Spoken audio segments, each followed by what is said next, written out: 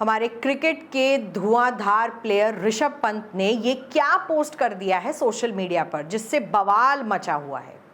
Gen Z है ये, महज 28 साल के।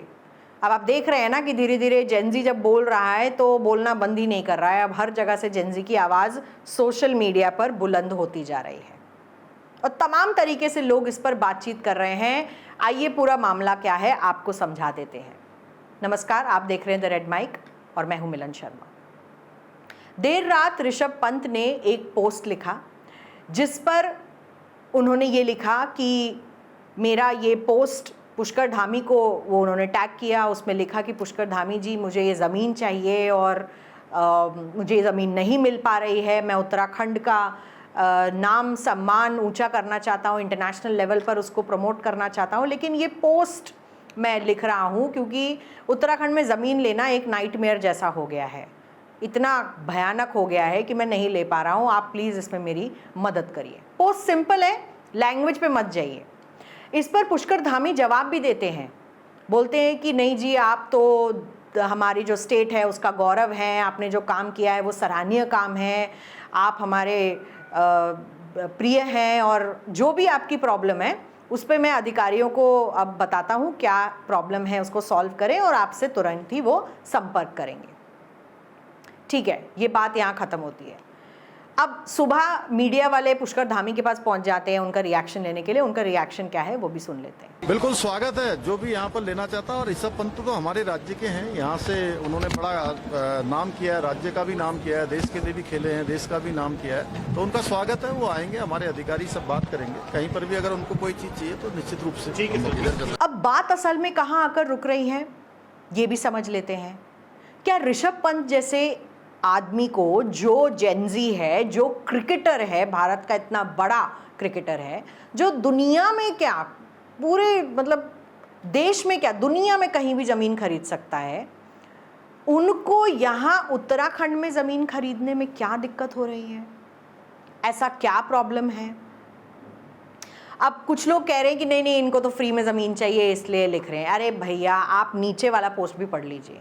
नीचे उन्होंने पोस्ट किया है कि मैं गवर्नमेंट को उनके रेट्स पर ज़मीन का पैसा देना चाहता हूँ। गिफ्ट तो ठीक रहेगा लेकिन मैं ख़रीदना चाहता हूँ, मैं अपना घर बनाना चाहता हूँ। तो मुझे अब बता दीजिए ये कैसे करना है, बस मुझे प्रोसेस बता दीजिए आप, ये क्यों नहीं हो रहा है। ठीक है, अब ऋषभ पंत कोई छोटे मोटे आदमी तो है नहीं, आपको उनकी नेटवर्थ भी हम बता देते हैं। 2025-26 में आपको पता है उन्होंने कितना टैक्स पे किया है? उत्तराखंड के हाईएस्ट टैक्स पेयर बने हैं वो। 23.84 करोड़, लगभग 24 करोड़ रुपए का उन्होंने सिर्फ टैक्स भरा है सरकार को।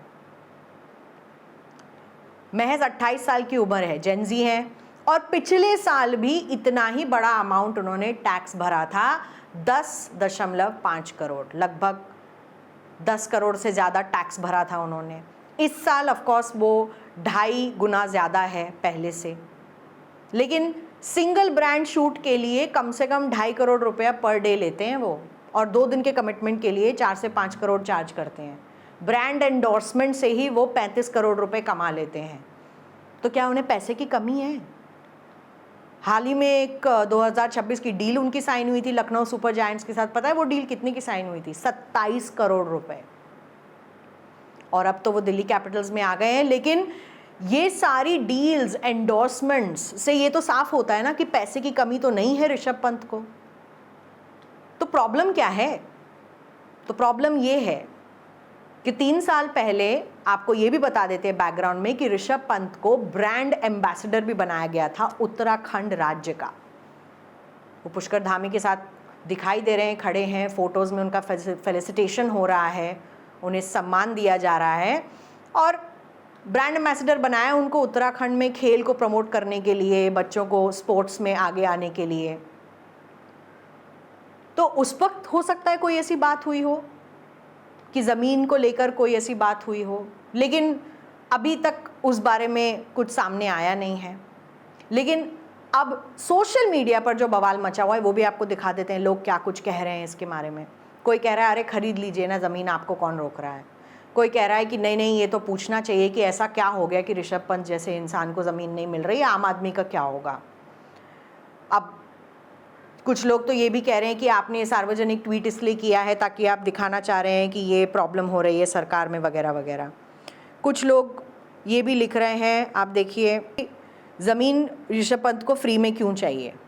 हालांकि सीएम बड़ी शालीनता से जवाब दे रहे हैं ऋषभ पंत का, तो उनको समझना चाहिए कि प्रोसीजर क्या होता है। ज़मीन उनको प्रोसीजर से लेना चाहिए, भले ही वो बहुत बड़े सेलिब्रिटी हैं तो भी उनको रूल्स एंड रेगुलेशन फॉलो करने चाहिए। अब बाकी और ट्वीट भी हैं, लोग तमाम तरीके के मजाक उड़ा रहे हैं।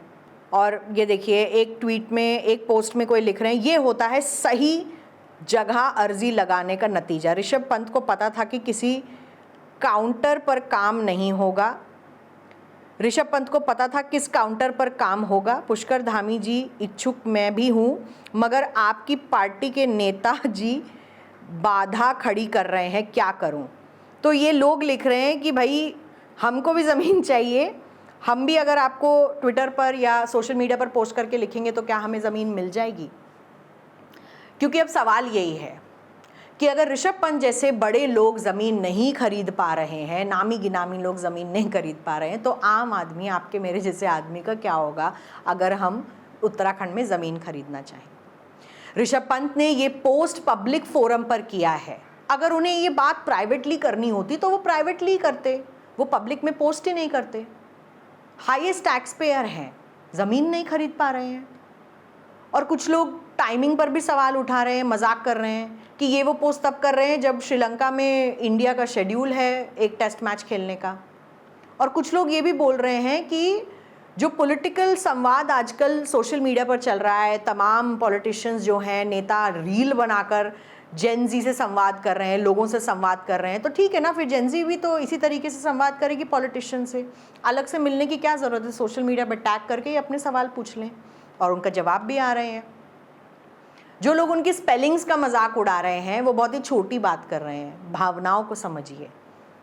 और हमने जो लोग उनके टाइमिंग पर सवाल उठा रहे हैं कि रात में कुछ लेकर इन्होंने ट्वीट कर दिया वगैरह वगैरह, हमने बहुत वेट किया कि ऋषभ पंत ये अपना पोस्ट हटा दें या सुबह उठ के डिलीट कर दें, लेकिन उन्होंने डिलीट भी नहीं किया। हमने वेट भी किया इस बात का।